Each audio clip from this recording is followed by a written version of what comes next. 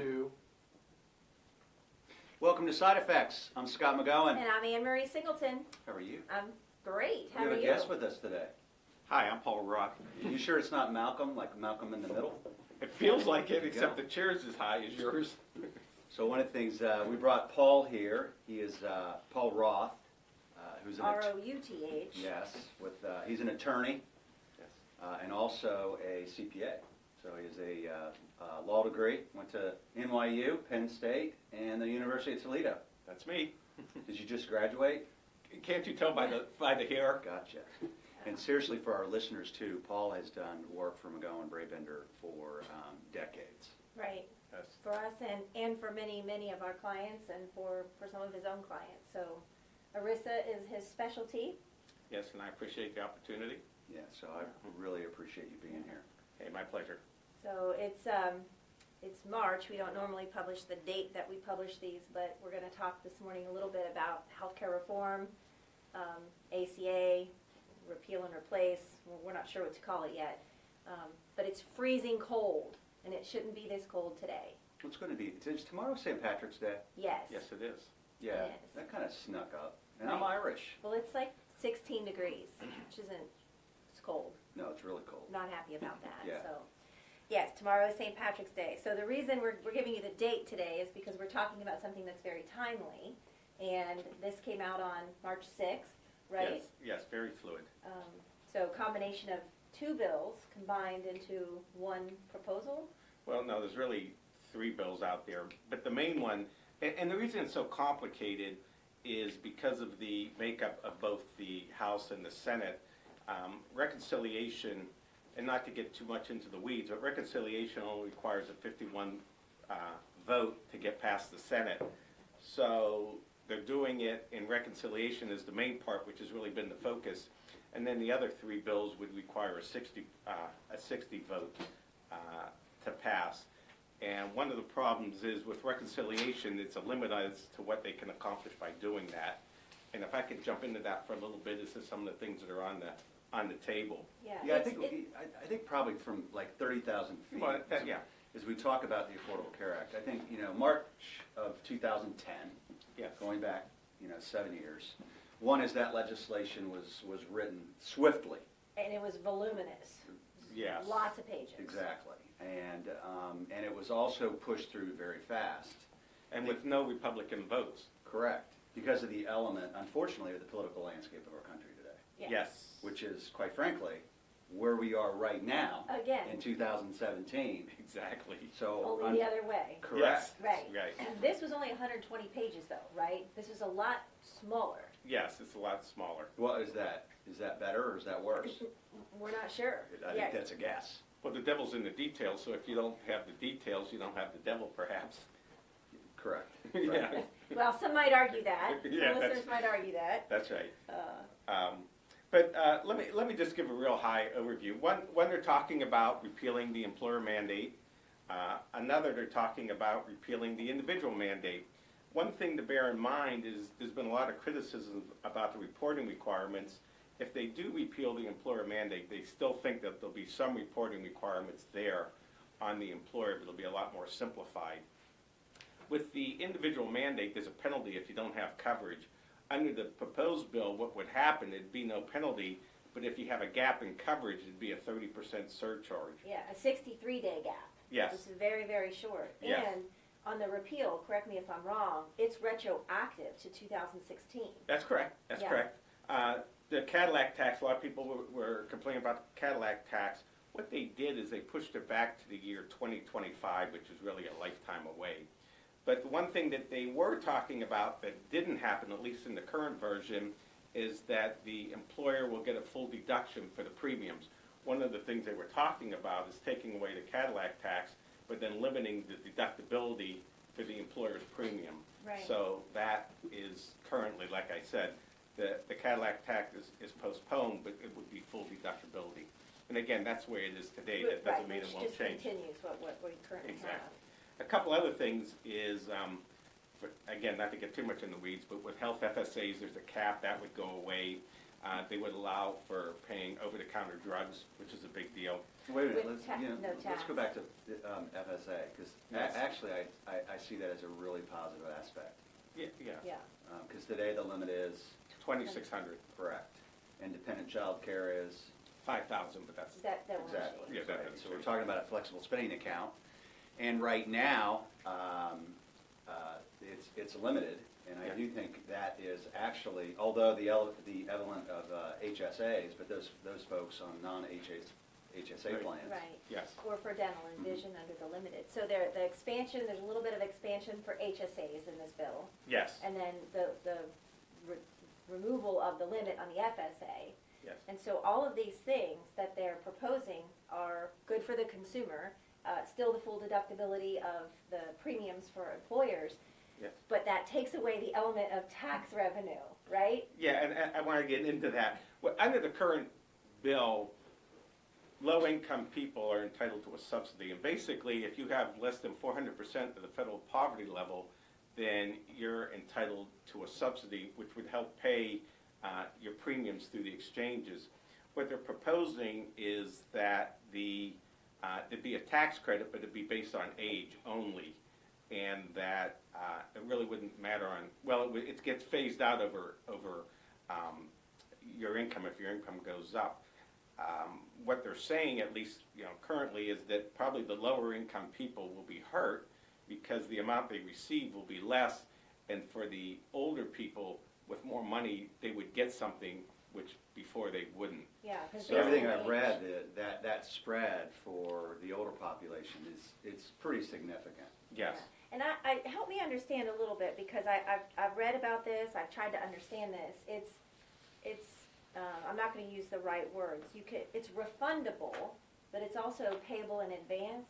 Do you understand the mechanics around what they're proposing? Well, they really haven't come out with a lot of detail, but Maybe that's why I don't understand it yet. No, it's a Probably great more- question, because when you go, let's say you go buy something at Best Buy, Right. Yes. and they said there's a $200 rebate Yeah. if you send all this stuff in. Right. Well, the big issue is can I afford it? First. Correct. Right. Can I even Correct. get it and then wait? There's a timing issue. Exactly. And one of the things, and that brings up the last point I wanted to bring up, jumping ahead of myself. I think with Obamacare, it was expanded coverage, but very little cost control. I think under the Trump care, and again, maybe I'm not the first one to use that, but that's what we're talking about, the new thing. What they're saying is that there's access, and there is some cost control, but can you afford it? And one of the commentaries I heard is like, everybody has access to a Rolls Royce, but that doesn't necessarily mean you can afford it. Right. And with these credits, the way they're talking about, there's a big concern that although they would have access to the coverage, they may not be able to afford it. Yeah, and that's, I mean, the reality, whenever there's new legislation is, that sounds great in this room. Yes. Can we put it into action? What does that mean for the American population? And you called it Trump Care, and the news is calling it Trump Care. The name of it is the American Health Care Act, That's right. right? So, Yes. like people call it Obamacare, and it was the Affordable Care Act, or the Patient Protection, PPACA, Affordable Care Act. It'll continue to be renamed, but right now, that's what it is, American Health Care Act. Let me just touch briefly on some of the things that they want to keep in, I guess, under the current law and what they've proposed. Before you do that, can I ask you a question? Sure. So when we go back to the Affordable Care Act when it was initially passed, it was potentially, the CBO came out and said this is going to be a $1 trillion expenditure. Yes. So inside of that, they looked at a couple things. One is they reduced reimbursements to hospitals significantly Under Medicare? under Medicare. Yeah. Yeah. Then also they had collection of fees through the individual mandate, the employer mandate, and Yes. proposed Cadillac tax legislation to help fund the $1 trillion expenditure for Mhm. Right. the Affordable Care Act. There were some taxes out there on medical devices, which Yeah, Corey insurance, fees, yeah, some get other taxed. things, all health those- insurance tax. all those Yes. elements. So let's just assume for a minute that all of a sudden now we're talking about eliminating the employer mandate, eliminating the individual mandate, and then also the delay of the Cadillac tax. We might call it a Buick tax, I don't know what we're going to call it. An auto tax. Correct, but out to 2025. Yes. So if you talk about the funding of this, so where's the revenue stream? Where's the money? To pay for this? That's part of the problem. One of the things that they're getting a lot of pushback on is currently they expanded the Medicare eligibility rules. And then what they did is the federal government said they're going to pay 90% of the cost to the states. Now what they want to do is they want to do block grants, where what they do is just give them a certain set amount of money and say, here, you're on your own. And a lot of the Republican states, the governors, they expanded, like, example, Ohio did. They expanded Right. Medicaid. Well, now all of a sudden they're going to say, instead of us paying 90%, we're going to give you X number of dollars, And you manage it. and you manage it. So that's a big problem. Huge individual impact for Right. individual states. Yeah, and no new, I mean, this bill actually includes no new expansion to Medicaid beyond 2020, right? Yes. I mean, there's a specific date in there that they call out in terms of that. I want to go back to, and something you said quickly, and then we'll jump ahead. If you don't have coverage for 63 days, Yes. a 30% surcharge on top of the premium that they would offer you. They're going to allow health plans to surcharge people with a Yes. gap in coverage. That's how they're trying to get people under this proposed legislation to maintain coverage. Yes. Because insurance only works when we have healthy and sick insured together. Yeah.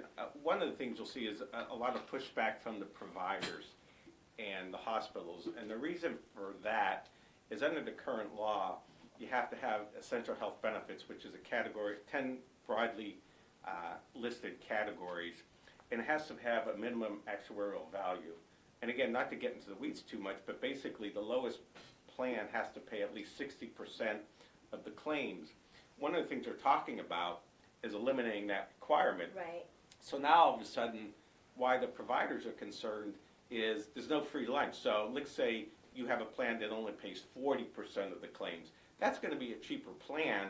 What happens is probably the lower income people and the healthier people are going to buy that lower price plan, Right. which is fine, but all of a sudden they get a medical bill or high claims, they're going to go to the hospital, the plan's only going to pay 40%, the person's going provider's left to, holding the bag. yeah, and the person said, well, I don't have any money. Right. So therefore, that's why that's a big pushback from the providers and the hospitals. I think when you talk about the Affordable Care Act and our healthcare costs in this country today, it's this big gigantic balloon, right? And it's Sure. full at $3 trillion plus. All these modifications, the first Affordable Care Act, the proposed legislation, changes, we're not taking any air out of the balloon. That's We're right. just squeezing it one direction or the other. That's I right. certainly understand from a hospital perspective. Those benefit levels protected organizations and facilities against maximum out-of-pockets, Yes. collection rates potentially increased, and now their fear is additional out-of-pockets, their collection rate decreases, the economic challenges that it has on doctors, hospitals, and the healthcare system. Exactly, there's no free lunch, so if this one person doesn't be able to pay it, they're going to have to recoup it somewhere else. Correct. Right. And it's it exactly like you usually said. ends up in the private payer market, which is our employers. That's Yes. typically where we see that bill land. Well, and you can't take 20% of our economy, which is what healthcare is, and you can't pop the balloon either. Absolutely. That's an economic disaster Right. for all of us. And that, I think you were getting ready to talk about that. Speaking of not popping the balloon, I mean, this, I have heard a lot of analysts say this has so many elements of the prior bill in it, and we're It does. surprised. Which actually So- might help us lead into what you wanted to talk about before I interrupted you. Yeah. No, that's not. Which is, hey, what stays the same? Right. You know, and a lot of these things are kind of sexy, and that's how come there's a lot of talk about it. They're going to cover children up to age 26. That was very popular. The maximum waiting period currently is 90 days, and that stays the same. Did you say this is sexy? Well, He's an Okay. ERISA attorney. All Yeah, to me it right, is. we'll take it. Yeah. Okay. His brethren wrote this. So, Well, thank you. Yeah. 90-day waiting period. The essential health benefits, what I talked about before, the 10 categories. There's no annual or lifetime limits on those essential health benefits. No caps on the out-of-pockets. No pre-existing condition, that's a big deal. First dollar coverage for preventive care. One of the things that has gotten a little attention is right now there's limits on how much carriers can charge based on age. And right now the spread's 3 to 1, and they're talking about changing it 5 to 1. That has a lot to do with the community rating. Exactly. The underwriting there and that under 50, that small group market. Yes, and the community rating still seems to be in effect currently. Right. And I think it really makes sense, and you guys can speak to that more than I can, but if you didn't have community rating, what the carriers would do, and again, they're not the bad guys, they would look at a group and say, well, if your claims are going to be $100,000, then if there wasn't community rating, we'll charge you $101,000. With community rating, there's limits on how much they can charge, and it's based across the whole book, more or less. Right, and it previously it was somewhere around 7 to 1 prior to Up to 8 to 1. ACA. I heard 7 to 1 to 9 to 1, somewhere in that range. actuarially it's about 4.48. Okay. It's something like 4. But they were allowed to go that far before Yes. ACA. Yeah, and brought so it what down to happened 3 to 1. before is, for groups that had less than 50 employees, if you were young and Yes. healthy, you got hammered, Yeah, the impact community rating.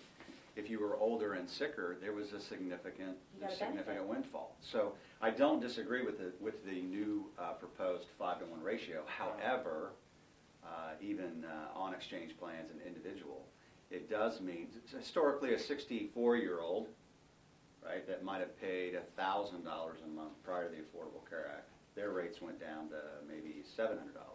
Yes. A 24-year-old male, their rate was $62. it was really low, Their rate went to $300. right? So obviously what happened is, and I'm not saying this specifically, but an older, sicker generation jumped into this pool, and the younger, healthier population, Jumped out. fish out of water, Yeah, right? Yeah. and that's just the exact opposite of what you need to Correct. make an insurance plan work, which is why we're seeing carriers come out of those exchange plans, some areas with only one option available. Yes. I mean, the premise of insurance is sick and healthy together, health insurance, and insuring an unknown risk. That's the spreading it. idea, and And spreading it spreading it. across many, many payers. So I think what's important too is to realize what we were doing before the Affordable Care Act was not working. Let's agree to that. So the 3-to-1 ratio, let's just agree to the fact that that wasn't horrifically successful and effective. And potentially the 5-to-1 ratio might be a bad idea as well. But staying at 3-to-1 ratio is economic disaster. Right. And 5 to 1, at least moving Correct. closer to the right. The last thing I wanted to talk about, and throwing red meat to these guys, is one of the things they're talking about. Red meat? Yeah, is selling, having the ability to sell insurance across state lines. And, President Trump gets up there and says, well, that's more competition, and it makes sense. I think some of the concerns are the fact that some states have less consumer protection than other states. So, for example, and I'm just picking a state, and I really don't even know the laws of that state, but let's say, for example, Iowa has less consumer protection than what you would get from a policy in Ohio. I think there's a concern about the people in Ohio, the legislators in Ohio having policies sold here that doesn't protect their citizens. The other thing, and this is more what Ann and Scott can talk about, is a dollar is really not a dollar when it comes to health care. It's the provider network. Correct. Right. So, if you have an insurance company, and again, I'll just pick Iowa, if they don't have a provider network here in Dayton, Ohio, for example, the fact that they're selling over state lines really isn't going to be that beneficial. Right. And that's a segue for you guys. It's that's just a complicated, I can't even envision how to solve that. It's a dilemma right now, so I'll use your phrase. It's a dilemma, it's not a problem. So it seems unsolvable right now. If we break it down into little pieces, maybe it could be solvable. Yeah, I think so politically, it just, if you don't know a lot about our healthcare system and the cost, saying something like selling across state lines increases competitions and lower costs for the consumer. So to the It average sounds person, good. it sounds good. Right. And it's a good, Theory. soundbite, right? Right. So, and people get behind that. Right. But ultimately, there's a reason why insurance companies can't compete in a market. I mean, you have to have a network. You have to an insurance. Healthcare is regional. I mean, populations are regional. You have to be able to have access to those markets, access to care. To Paul's point, you have to have consumer protections.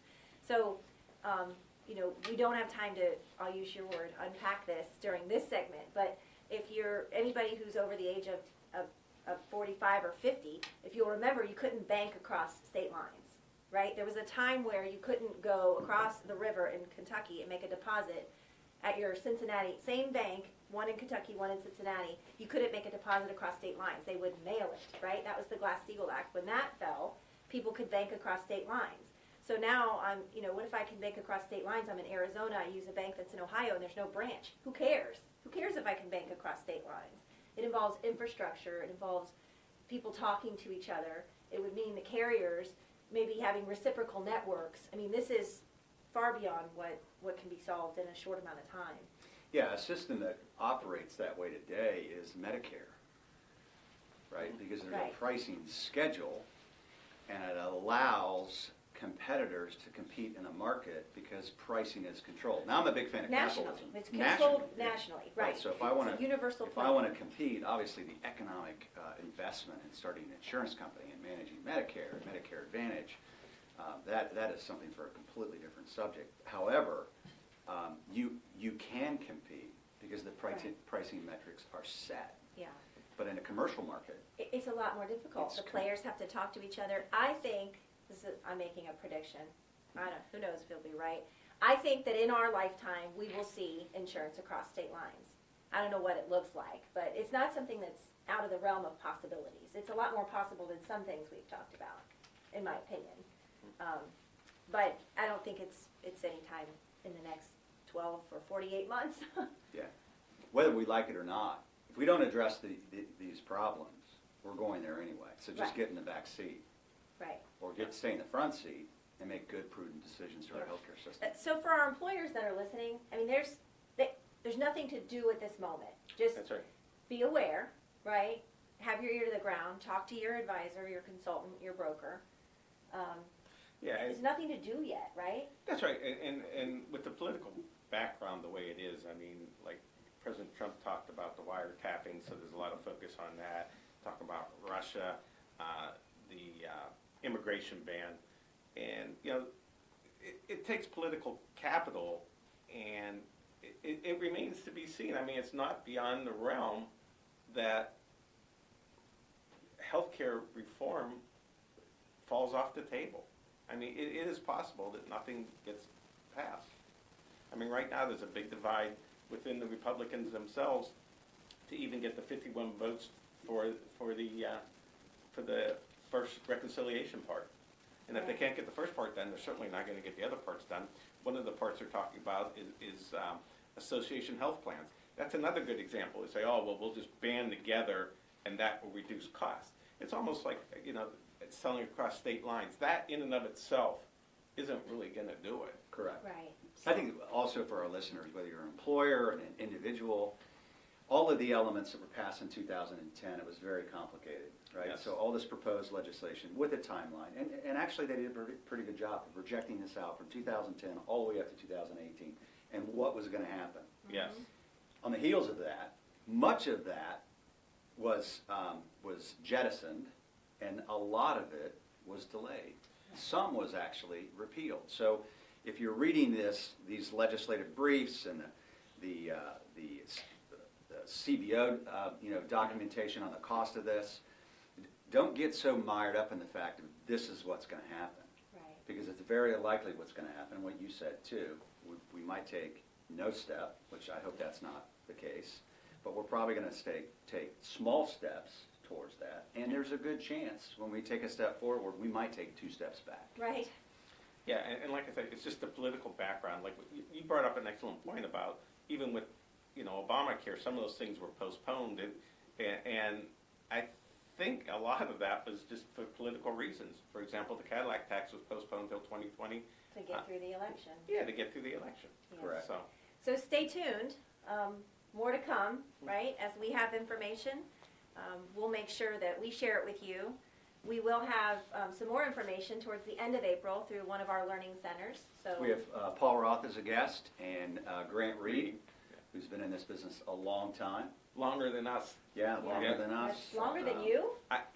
I'm going to say yes. He's not here, so I'm going to say yes. Wow. That's Okay. coming up in April, so hopefully you can join us. Yeah, so we'll post a few things out on our blog about this if you want to read those at healthierbirthdays.com. And if you need to reach us, you can reach me at ann@healthierbirthdays.com or Scott at healthierbirthdays.com. thank you so Hey, much, Paul. Paul. Yes. One is, you're a really smart guy. We try not to tell him that too often, but Yeah. now there's a permanent record of it. And there's a lot of complexity in ERISA law. Oh, yeah. And you're really intentional about it. So there's people that play in this space, right? And then there's people that really know what they're talking about. And you're not only an asset to McGohan Brabender, but to our customers, and a lot of people that you work with in the state of Ohio. So Well, I appreciate that. And again, look at our news, our compliance newsletter is always Yeah, pretty I good. think it went out today Yeah, I as think it's well. going out today. Yeah, So, so, yeah, thanks for joining us on Side Effects. Have a great day. thanks. thank you. Bye-bye.